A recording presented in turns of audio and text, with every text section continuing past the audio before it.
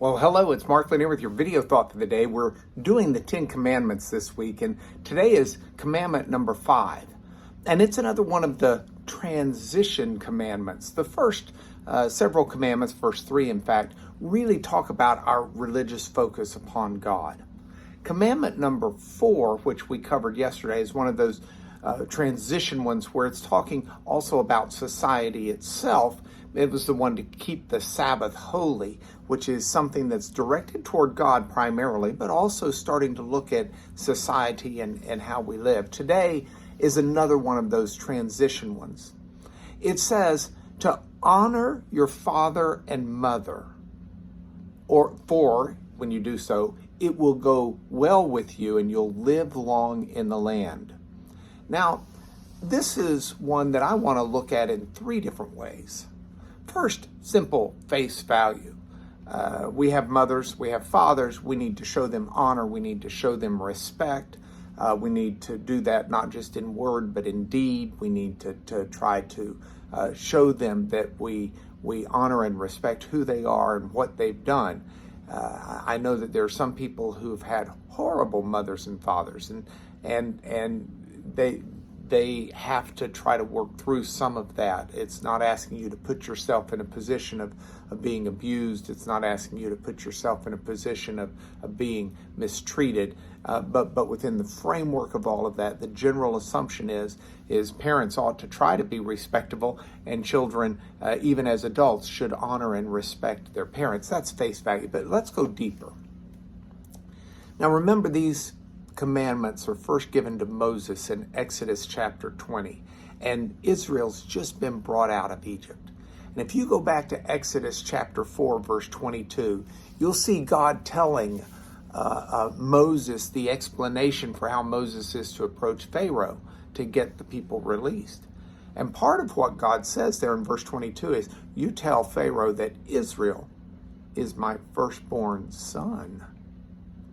Now, that places God in a position of father and actually mother. Firstborn also tends to represent a relationship with a mother. The mother gives birth. She's the one who actually has that. But God was the mother and the father of Israel. God is the father, is the symbol used by Jesus of us all. And so when we're called to honor our mother and father, or father and mother, the primary call there is to show honor and respect to God. Now that makes me want to know what honor is. Kavod is the Hebrew word that's translated honor. And in some forms it means heavy and burdened. But here it means to glorify or to respect or to care for in ways that elevate and signify the importance of God. And so are your parents. So for example, to honor your parents means to take care of them when they're in old age. Honoring is something more than simply saying nice things. It's living a life that shows respect. It's living a life that shows value.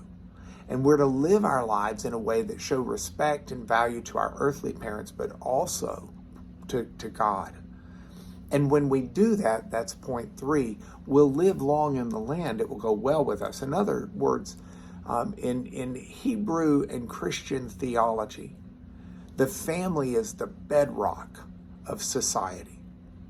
And it's not just the family of this earthly form, but it's also the family we make with God. So the relationship we have with our family, and as we have a strong family unit, society will be better. We'll dwell long in the land. In the same way, as long as we have a foundational relationship with God, we'll do better. We'll dwell long in the land. It's better for society. It's better for the world around us. So your video thought for the day is, how today can you show respect and honor to your parents, but especially to your Heavenly Father? How do you show Him honor and respect through your deeds today? That's what I'm going to be focusing on. I got to go to court, though, and do it there. God bless you, and I'll see you next Monday for Commandments 6 through 10. It's your video thought for today.